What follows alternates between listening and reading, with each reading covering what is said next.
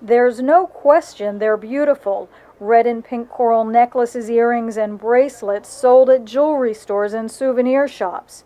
But customers are coming to realize these aren't just pretty stones. These corals were once alive, and this precious bauble comes at a cost much greater than what's on the price tag.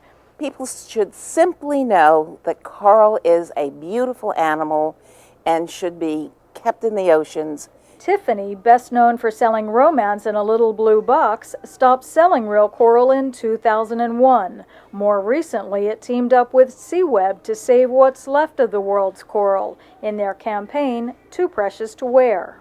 Too Precious to Wear is a campaign that was designed to shift consumer demand away from real live coral to coral-inspired products. Products that can celebrate the beauty of the ocean without harming it. Scientists who study the ocean say coral reefs are already on the brink. Corals are disappearing at a very rapid clip, and anything we can do to slow that down are steps we should consider taking.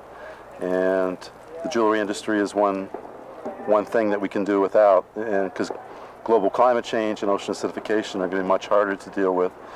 On a field trip to Biscayne National Park near the Florida Keys, scientists explained why the issue is not simply academic.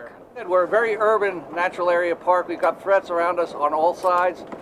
Some of those land-based threats are proving deadly to the world underwater many people never see. But coral conservationists say out of sight should not mean out of mind. The reef, the coral reef itself is important not only to the biology of the corals, but it's important to the biology of the fishes and other organisms that use it as a home, a place for shelter, a place to seek food, and a place to reproduce. So by degrading the quality of the reef, essentially we're degrading the fabric of the entire ecosystem.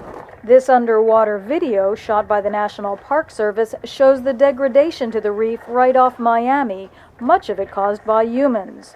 These shallow water corals often end up sold as souvenirs or home decor items. Their deep water cousins, the slow-growing precious red and pink coral, are crafted into expensive jewelry. If we continue to use them in jewelry, in addition to all the other threats they face, then their future doesn't look too good. Scientists and SeaWeb's say one way to start saving corals would be to list them under Appendix 2 of CITES, the Convention on International Trade in Endangered Species. Currently, there's no mechanism in place for us to be able to measure at the rate of extraction in which we're taking out these precious pink and red corals from the sea. And a CITES listing will actually give us that science-based information to be able to make sound market decisions. Consumers like you can also make a pledge to love coral by leaving it in the sea. And if it's gorgeous jewelry you want, designers from SeaWeb's Coral Reinterpreted collection have discovered sustainable alternatives that mirror the luxury of coral without killing it. I think that every luxury designer and retailer should agree and band together to not use coral. As the president of Tiffany & Company Foundation points out, gifts from the sea are best when used as inspiration. Well, I think what the alternative is beautiful design and other materials. So wonderful sea corals that are done in silver or gold, sprinkled with diamonds. How bad can that be?